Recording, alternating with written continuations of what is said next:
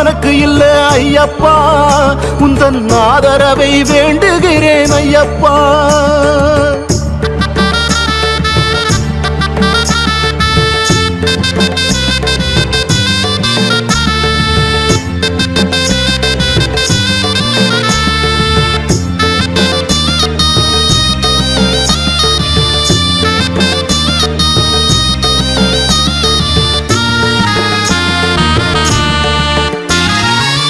வயிறு சித்தம் குளிரும் சம்பளத்து வரைக்கும் இந்த ஒத்த உசுறு உள்ளவரை உன் அம்பலத்தை நினைக்கும்.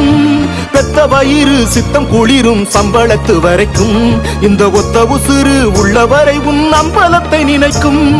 காவி கட்டி போவதேன்னு கேட்க தெரியல, நானும் சாமி என்று காட்டி தந்தே யோக நிலையில.